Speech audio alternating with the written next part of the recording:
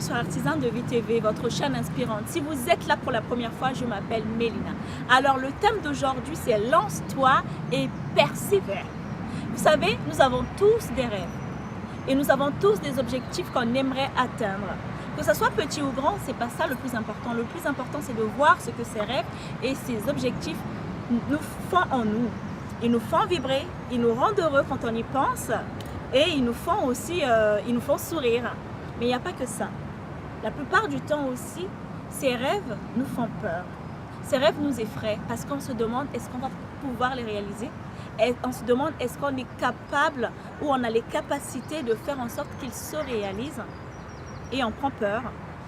Et des fois, on finit par abandonner.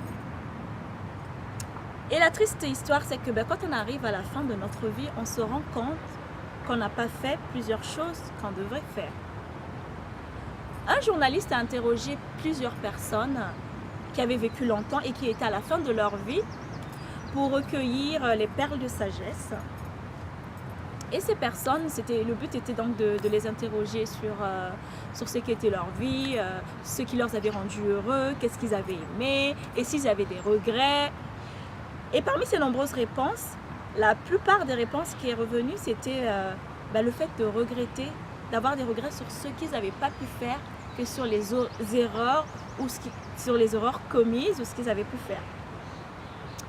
Et aussi ça peut être le fait s'ils avaient par exemple oublié s'ils n'avaient pas pardonné un être cher ou un ami, s'ils n'avaient pas dit à quelqu'un à quel point ils les aimaient, ou s'ils n'avaient pas aussi atteint un objectif ou un rêve qu'ils voulaient réaliser plus jeune. Ce qui m'emmène donc à te dire aujourd'hui que tu penses abandonner ou continuer un rêve ou un objectif, sache que dans les deux cas, tu souffres. Dans le premier cas, si tu décides de persévérer pour atteindre tes objectifs, tu vas avoir de la douleur. Oui, la douleur sera là. Pourquoi? Parce qu'il faut beaucoup de travail sur soi-même pour pouvoir dépasser ses limites. Il faut beaucoup de travail pour pouvoir contrôler ses pensées afin d'avoir un mental d'acier et réussir. Par contre aussi, si tu décides d'abandonner, sache que là, tu n'auras pas seulement de la douleur, parce que quand tu persévères, la douleur elle est là, sauf qu'elle est temporaire. Mais quand tu décides d'abandonner, la douleur elle est là et des fois elle reste toute la vie. Elle reste toute la vie parce que tu seras hanté. Ce rêve va te hanter toute ta vie. Tu auras un sentiment de non-accomplissement. Et ce sentiment n'est pas comblé par l'amour extérieur. Même si plus tard tu as des enfants, tu as beaucoup d'argent, tu auras toujours un sentiment de manque d'accomplissement, de non-accomplissement par rapport à ta vie. Donc voilà, le choix est clair. Moi personnellement, franchement, je préfère persévérer. Pour ma part, quand j'étais enfant, je vais raconter la petite histoire. Quand j'étais enfant, j'avais beaucoup de rêves, j'avais beaucoup d'imagination.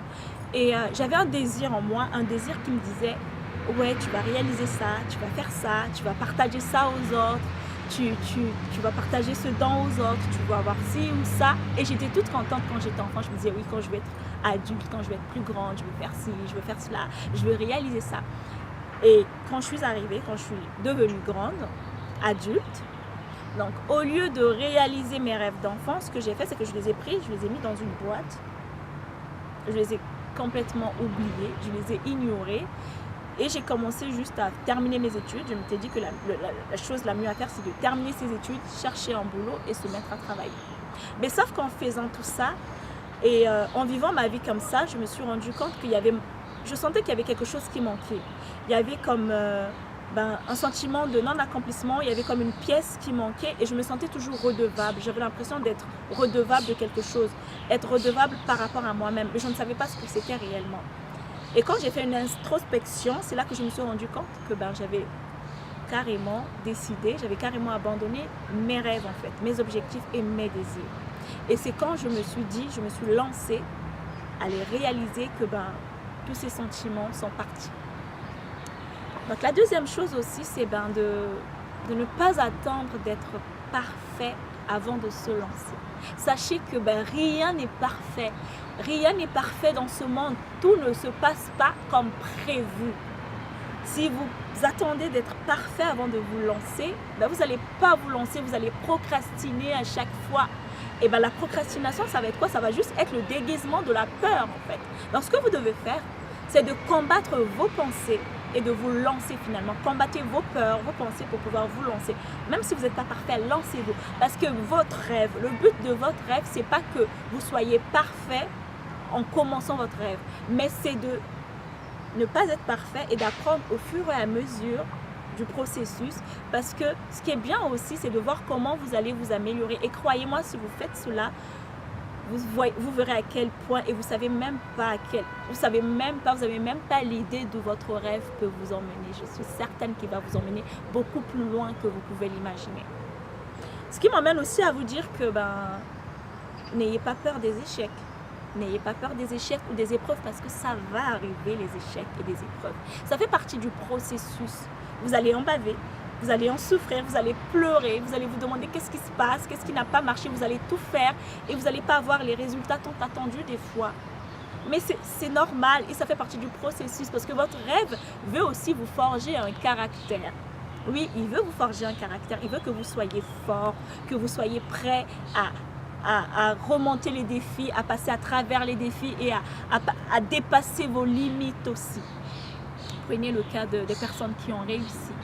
Prenez toutes ces personnes qui ont réussi. D'habitude, on les voit réussir, on voit juste la réussite, l'aspect réussite. Ils sont heureux, ils sont beaux, ils sont connus. Mais sachez que la réussite est comme un iceberg. On ne voit que le bout de l'iceberg. On ne voit pas ce qui se passe dans l'eau, ce qui est sous l'eau. Si vous vous rendez compte, ou si vous étudiez les personnes qui ont réussi, vous vous rendez compte qu'ils ont vécu plein d'échecs et plein d'épreuves. Mais malgré ça, ils n'ont pas abandonné et ils ont toujours persévéré pour être où ils sont. Ce qui peut vous aider à être en paix et apprécier autant les moments d'échec et les moments de réussite pour pouvoir réussir, pour pouvoir atteindre vos objectifs.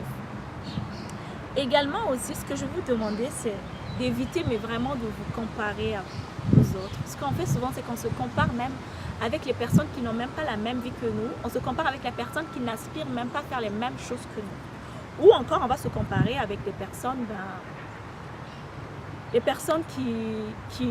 qui ont peut-être la vie qu'on veut avoir, mais au lieu de s'inspirer au lieu de nous inspirer sur leur réussite ou leurs échecs aussi pour être plus forts, ce qu'on va faire, c'est qu'on va comparer nos épreuves, nos échecs avec leur réussite. En faisant ça, vous faites déjà fausse route, parce que vous ne pouvez pas comparer vos épreuves avec les réussites de quelqu'un d'autre. Et puis sachez qu'on est tous différents. Même si on a appelé à arriver au même carrefour, on n'emprunte pas forcément les mêmes chemins. Certains chemins sont plus longs que d'autres et d'autres sont plus courts que d'autres. Donc, sachez également gérer ça et de savoir aussi que la réussite ne va pas arriver tout d'un coup. Des fois, il va avoir beaucoup de temps va se passer avant que cette réussite arrive. Le dernier point, ce que je peux vous dire aussi, c'est de ne pas aussi se soucier du regard des autres. Ne vous souciez surtout pas du regard des autres, de ce que les autres vont penser. Des fois, c'est que des choses qui se passent dans nos têtes. Des fois, les autres ils vont pas penser grand-chose. Et même si ils pensent que c'est pas mauvais, même s'ils se moquent de nous, de nos échecs, ou de ce qu'on veut faire, ou de nos rêves, parce qu'ils sont irréalisables, ou que nos rêves sont bidons un peu. Ce que vous devez faire, vous, c'est de vous imaginer 50 ans plus tard, ou 60 ans, ou 80 ans plus tard, ça dépend de l'âge que vous avez actuellement où vous me regardez. De vous imaginer dans 50 ans plus tard et de vous dire, est-ce que quand je serai vieille dans mon canapé, vieux ou vieille dans mon canapé, ou que je serai dans mon lit de mort, est-ce que c'est ces critiques-là, c'est ces peurs-là, c'est ces craintes-là dont je veux me soucier? Croyez-moi que la réponse est non. Ce qui veut dire, lancez-vous, vous n'avez plus peur du regard des autres. Et aussi, n'oubliez surtout pas d'être comme un soldat, battez-vous, vous allez devoir faire une guerre entre vos rêves et vos peurs et vos faiblesses. Voilà, c'était tout pour aujourd'hui. N'oubliez pas de vous abonner sur Artisan de VTV. Laissez-moi un commentaire, dites-moi quelles sont vos peurs, quels sont vos défis, donc quoi est-ce que vous voulez pour vous.